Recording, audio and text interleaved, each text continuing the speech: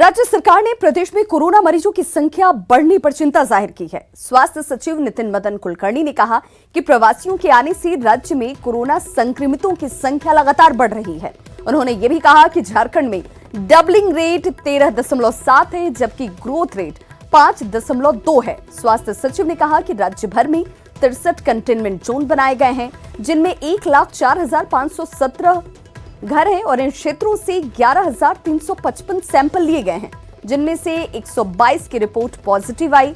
नितिन मदन कुलकर्णी ने कहा कि झारखंड आ रहे प्रवासियों में सबसे ज्यादा पॉजिटिव केस है, जिनमें सूरत, मुंबई, कोलकाता से आने वाले लोगों में इसके संक्रमण सामने आए हैं। वहीं नोडल अधिकारी एपी सिंह ने कहा कि अब तक 60,000 प्रवासी की घर वापसी हो चुकी है, जबकि परिवहन सचिव ने बताया कि अब तक 44 श्रमिक स्पेशल ट्रेन झारखंड पहुंची है, जिनमें 56,028 प्रवासी मजदूरों की घर वापसी हुई है।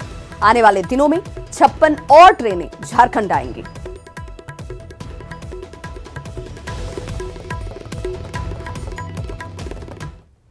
तो पलामू में कोरोना के 7 नए पॉजिटिव मरीज सामने आ चुके हैं और सभी की ट्रेवल हिस्ट्री सूरत है। सभी को पहले ही क्वारंटीन सेंटर में रखा गया था, लेकिन जब वे पॉजिटिव आए तब उन्हें अस्पताल में शिफ्ट कर दिया गया है।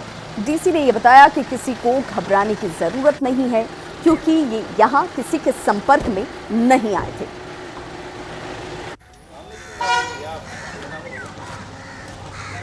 तो सभी की ट्रैवल हिस्ट्री सूरत है, जिस वजह से इन सभी को फिलहाल अस्पतालों में शिफ्ट कर दिया गया है। कोरोना के 7 नए पॉजिटिव केस पलामू से।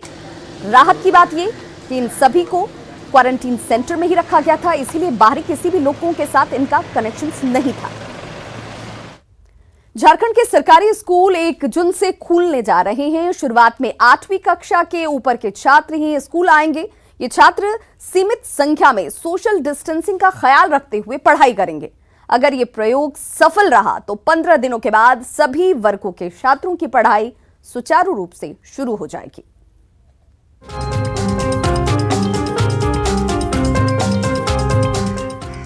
लॉकडाउन के कारण बंद सरकारी स्कूल अब धीरे धीरे खोले जाएंगे। इसके लिए प्लानिंग की जा रही है। एक प्रयोग के तहत शुरुआत में कक्षा 8 से ऊपर के छात्रों को स्कूल बुलाया जाएगा। सीमित संख्या में छात्रों को कक्षा में बिठाया जाएगा। स्कूल के अधिकारी ये सुनिश्चित करेंगे कि छात्र इस दौरान सोशल डिस्टेंसिंग का ख्याल रखें। अगर ये प्रयोग सफल रहा तो 15 दिनों बाद इसे कक्षा 8वीं के नीचे के छात्रों पर आजमाया जाएगा। सभी बच्चों को एक साथ एक दिन स्कूल नहीं बुलाया जाएगा। जिस स्कूल में ज्यादा बच्चे होंगे वहां रोल नंबर के हिसाब से छात्रों को बुलाया जाएगा। 1 जून से 8वीं, 10वीं और 12वीं के छात्रों को बुलाया जाएगा। जिस कक्षा में 40 से 50 बच्चे बैठते थे वहां 15 से ज्यादा नहीं बैठेंगे। 15 जून से कक्षा 1 से 12वीं तक की कक्षाएं नियमित चलेंगी। ट्रायल के लिए बड़े स्कूल खोले जाएंगे, जिसमें बमुश्किल से 12 से 14 हज़ार स्कूल होंगे और उसमें किसी में 1 क्लास होगा, किसी में 2 क्लास होगा, किसी में 3 क्लास होगा। तो 15 दिन ट्रायल टाइप का चलेगा। बच्चों का पढ़ाई बाधित हुआ है, उसको मेकअप करने के लिए हमने 5 घंटा की जगह 7 घंटा किया है स्कूल टाइम। शनिवार को हाफ डे से फुल डे किया है। किसी तरह का जो बाधित हुआ है हम लोग मेकअप करेंगे। हालांकि शिक्षक संघ का मानना है कि सरकार के निर्देश पर स्कूल तो खुलेंगे, मगर संक्रमण के कारण जिस तरह से संसाधन स्कूलों में होने चाहिए वो है नहीं, जिससे बच्चों के साथ साथ शिक्षकों को भी परेशानी हो सकती है। शायद लगता है कि 20% स्कूल भी फुलफिल नहीं कर पा रहा है। तो वैसी स्थिति में जब छात्र गांव में हैं और उनको ये सब सारी दिक्कतें होंगी, तो विचार तो यही होना चाहिए कि विद्यालयों को जब एक साथ सारा चले तो तभी चालू करना चाहिए। कोरोना के कारण प्रदेश के 35,000 सरकारी स्कूल 17 मार्च से ही बंद हैं। इनमें पढ़ने वाले 40 लाख बच्चों की पढ़ाई वापस पटरी पर लाने के लिए शिक्षा विभाग तैयारी में जुटा है। छात्रों को शिक्षा से जोड़े रखने के लिए विकल्प के तौर पर डिजिटल शिक्षा भी चल रही है, लेकिन इससे बच्चों को ज्यादा फायदा नहीं मिल पा रहा। ऐसे में अब शर्तों के साथ स्कूल खोलने की तैयारी है। भुवन किशोर झा, न्यूज़ 18 रांची। कोरोना को लेकर सूबे का सबसे बड़ा अस्पताल रिम्स अब प्लाज्मा थेरेपी और रिसर्च की तैयारी में है। रिम्स के क्रिटिकल केयर और ब्लड बैंक ने ICMR से प्लाज्मा थेरेपी की अनुमति मांगी है और कोरोना मरीजों के डिटेल डेटा तैयार किए जा रहे हैं।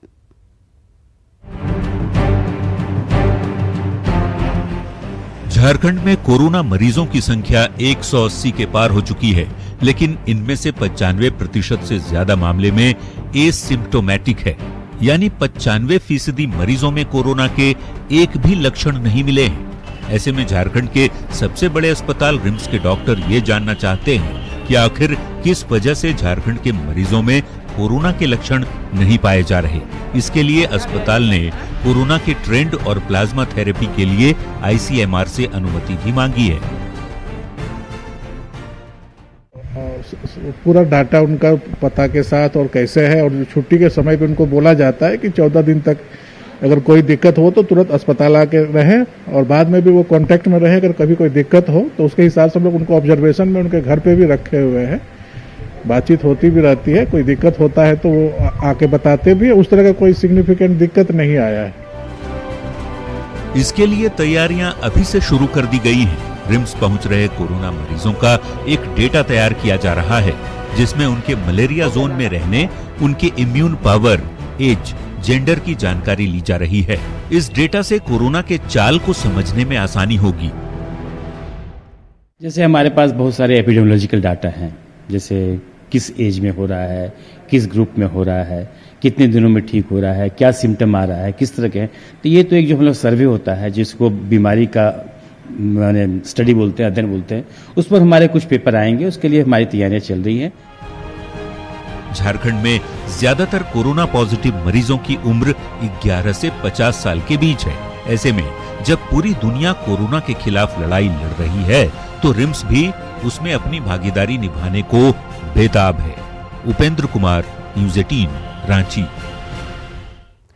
कोरोना काल में यात्री किराए का बाजार भाव भी उल्टा पुल्टा नजर आ रहा है। स्पेशल ट्रेन से दिल्ली से रांची पहुंचे कई यात्री आज इसी जोड़ घटाव में दिखे कि उन्होंने ट्रेन भाड़े का जितना पैसा नहीं चुकाया, उतना अब रांची से अपने घर पहुंचने का चुकाना पड़ रहा है।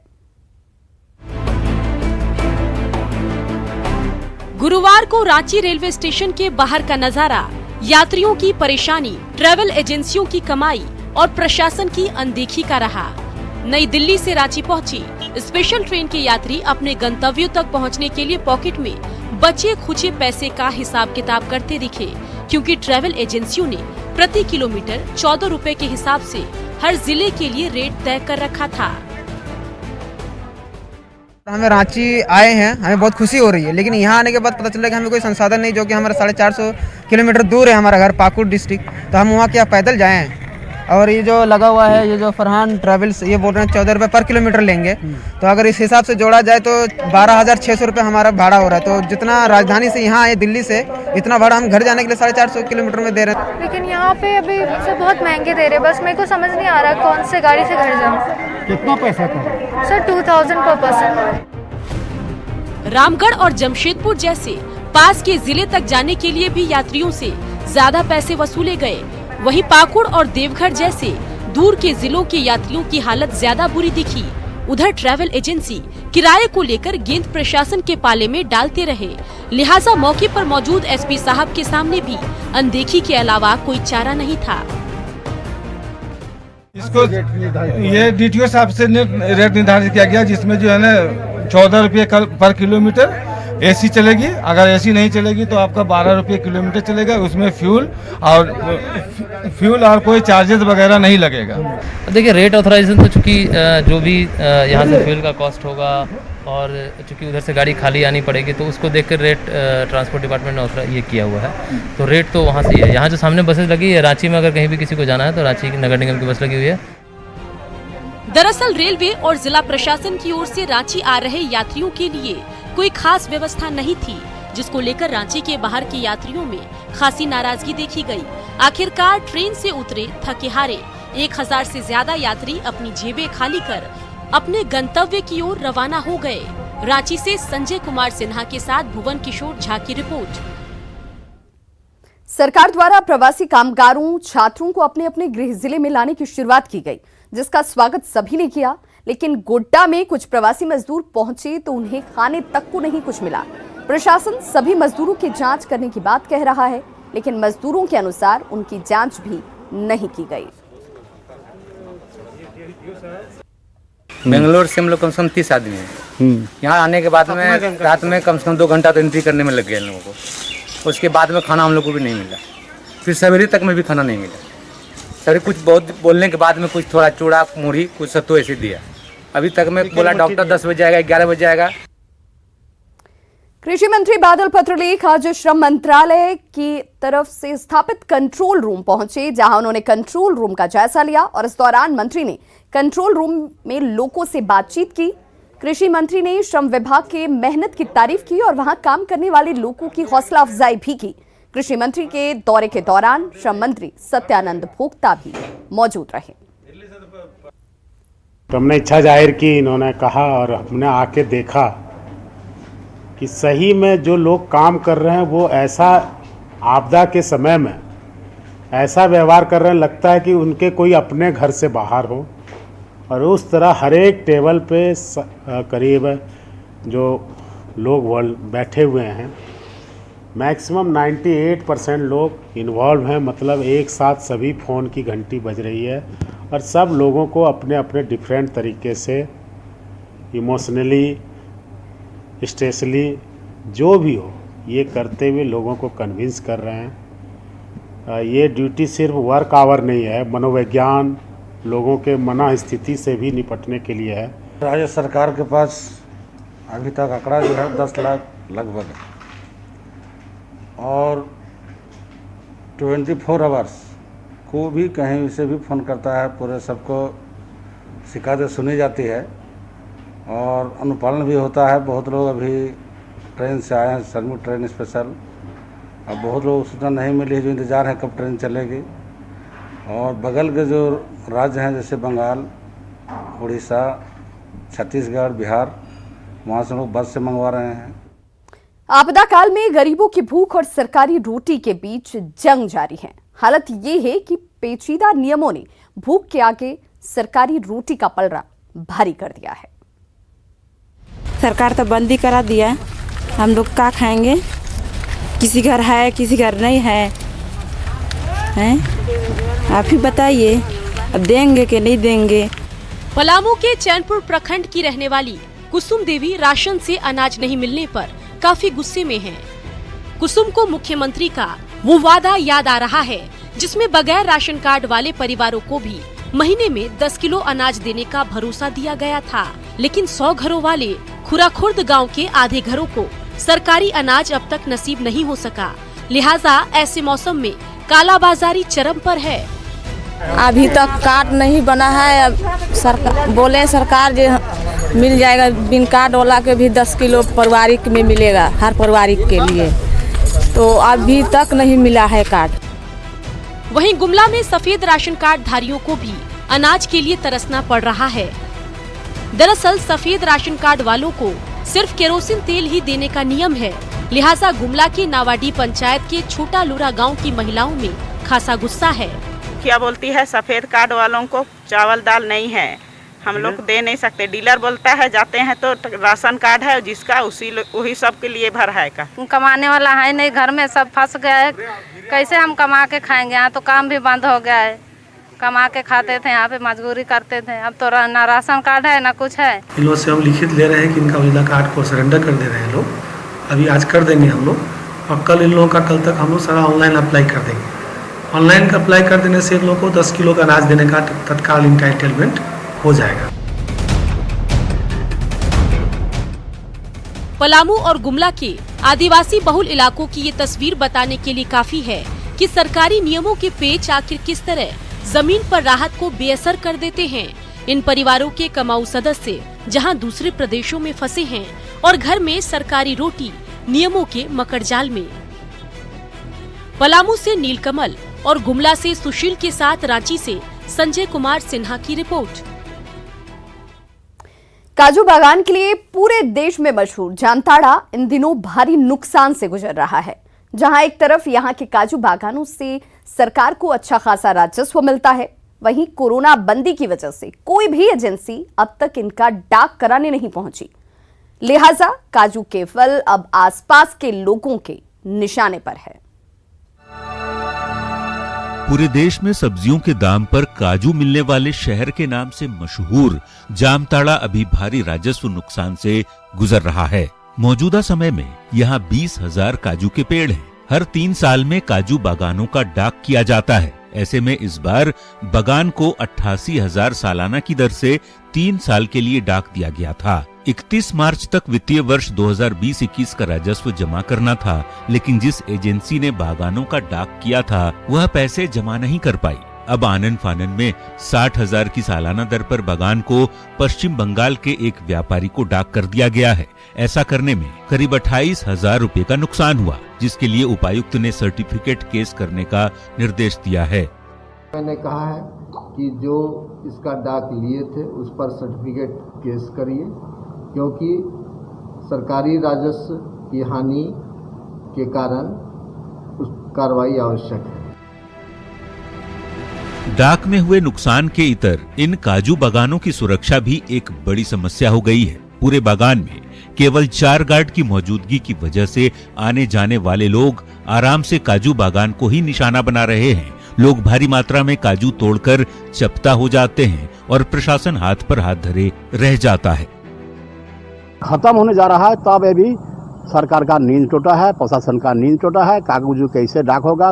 बाहर का आदमी को, यहाँ का लोकल आदमी को काजू का अगर डाक देगा तो सरकार का राजस्व में हित में लगेगा। भोर में तो बहुत लोग तोड़ के चल जाता है। जितना हम लोग आते हैं उतना तो जितना हम लोग का देखभाल करता है देखभाल कर रहा है, तो हम लोग को जितना पकड़ रहा है भगा दे रहा है उधर।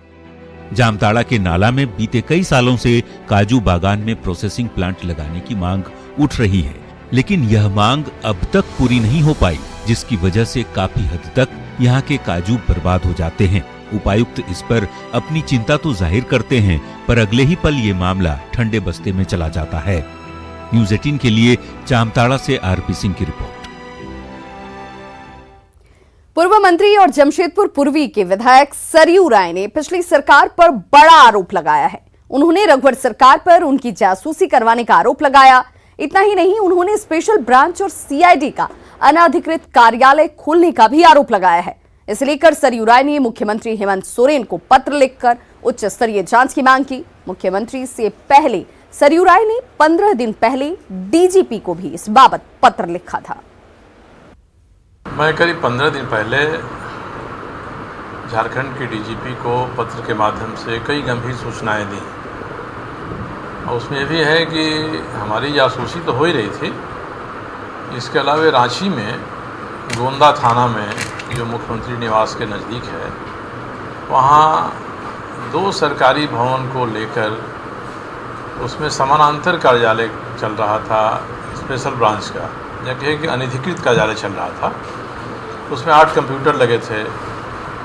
पुलिस के 3 डीएसपी वहाँ बहाल थे।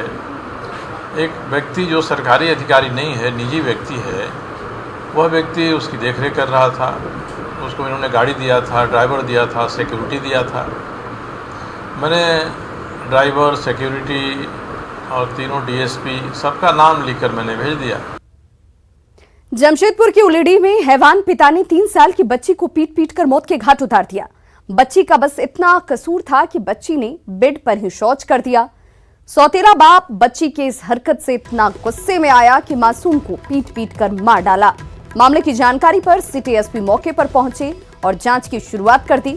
वहीं इस घटना के बाद से ही मां का रो रो कर बुरा हाल है। फिलहाल आरोपी पुलिस की गिरफ्त से बाहर है। तो ये लोगों भी सोई हुई थी, दोनों बेटी, तो ये बिछौना में टॉयलेट कर दी थी। तो उसका सौतेला पापा पहले अभी वाला जाके देखा कि तुम बिछौना में टॉयलेट का है कि बोली नहीं, बोल के इसको लात पेट से मारा। हम हटाने गए, मेरे को भी मार रहा, इसको भी मार रहा। जब हटाने सके हम उसी डॉक्टर पास लेके गए। तो रास्ते में डेथ कर गया। अनुसंधान के अंतर्गत ये आया है कि उसको उसके सौतेले पिता, जिसका नाम सागर है, उसने लात से मार दिया है। कारण ये है कि वो अक्सर इन बच्चों के साथ मारपीट करता था। कल रात को जो अब तक के अनुसंधान में आया है कि इस बच्ची ने बिस्तर में टॉयलेट किया और डर के मारे बताया नहीं, इसी बात को लेके उसने इसको बड़ी बेरहमी से लातों से मारा। देश के कई हिस्सों में आज मौसम का मिजाज बदल गया। दिल्ली से रांची तक तेज हवा के साथ जोरदार बारिश हुई। रांची के अलावा पटना और दिल्ली में बारिश से जहां लोगों को गर्मी से निजात मिली, वहीं तेज हवा की वजह से पेड़ गिरने से लोगों को खासी परेशानी का भी सामना करना पड़ा। पटना में घरों पर भी पेड़ गिरे। तस्वीरें आपके सामने दिल्ली, पटना और रांची की।